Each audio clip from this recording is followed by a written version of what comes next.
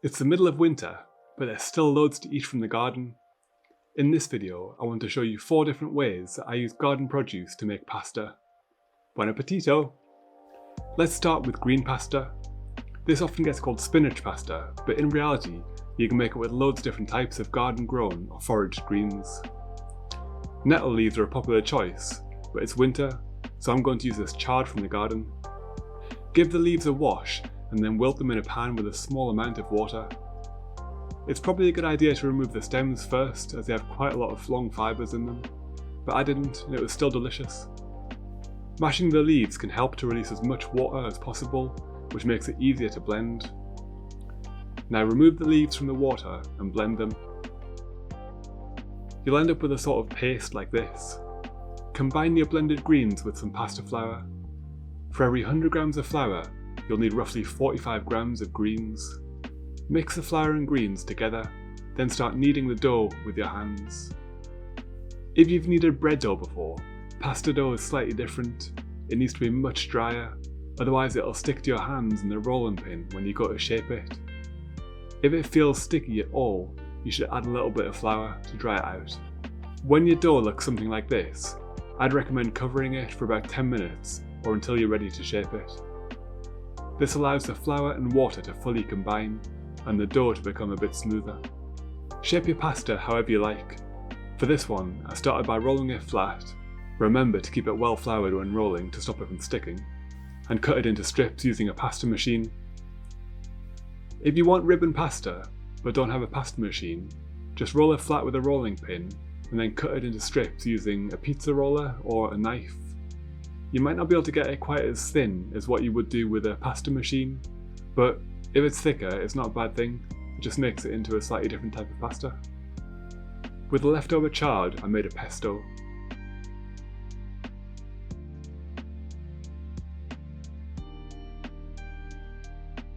We boiled the pasta for 3 to 4 minutes, and this is how we served it. Let's try some beetroot pasta next. Beetroot like these would often be forgotten about and dug into the soil, but even though they're a bit soft on top, they're perfect for making pasta with.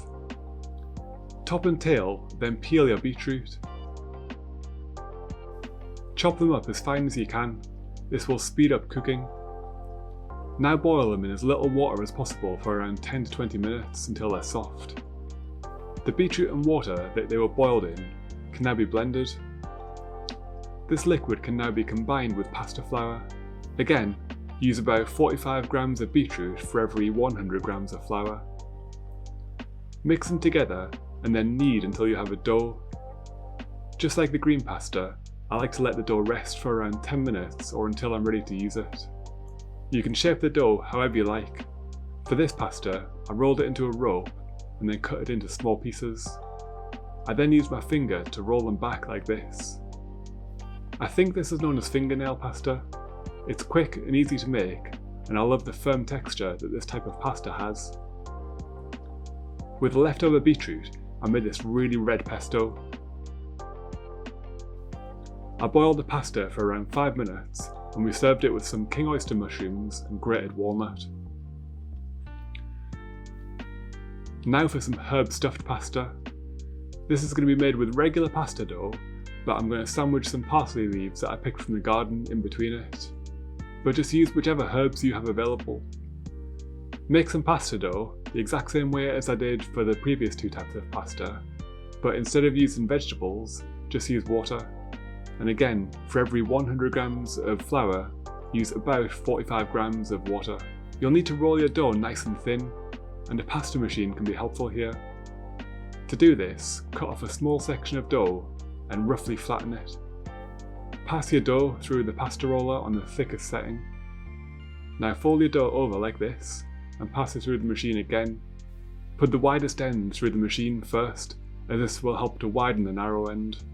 You can then repeat this 2 or 3 times until your dough is roughly rectangular and as wide as the pasta roller.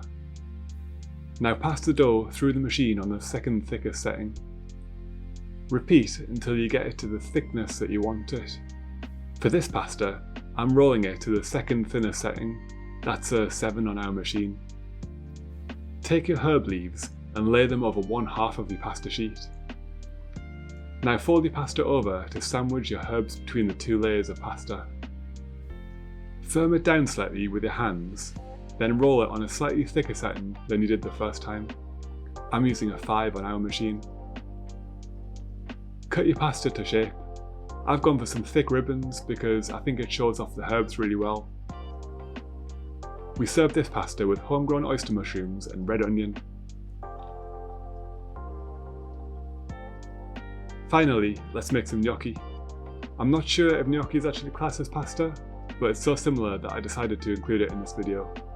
The dough for gnocchi is usually made with a combination of potato and flour, and thankfully we had a really good crop of potatoes this year. Floury varieties of potato are supposed to be best for gnocchi, so I used some of our sapo mira. Boil them whole until they're cooked. The skins of this variety start to crack when they're ready. The skins can now be peeled off.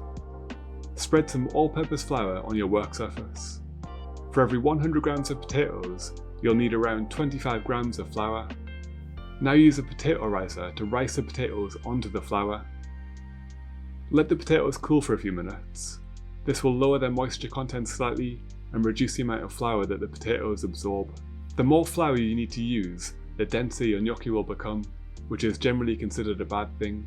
So try to only use as much flour as what you actually need to use to stop it from being too sticky. Once your potatoes have cooled down a bit, you can mix them with the flour and then knead it into a dough. It doesn't matter if this dough is a bit wetter than normal pasta dough, but it shouldn't be excessively sticky. If it's still sticky after a few minutes of kneading, you may need to add a little bit of flour. Now roll it out into ropes, a bit like what I did with the beetroot pasta, and cut it into little pieces. Keep the pieces well floured to stop them from sticking to each other or to your work surface. The pieces can then be rolled in a similar way to the beetroot pasta. We have a little gnocchi board, which gives the gnocchi grooves. This helps the gnocchi to hold onto more sauce. But you don't need one. You could just roll it on your work surface like what we did with the beetroot pasta. And that's it. We boiled these for about 2 minutes until the gnocchi started to float, and served it with this tomato sauce. So there you go, 4 different types of pasta made with seasonal garden produce. Experiment with what you have available and have fun.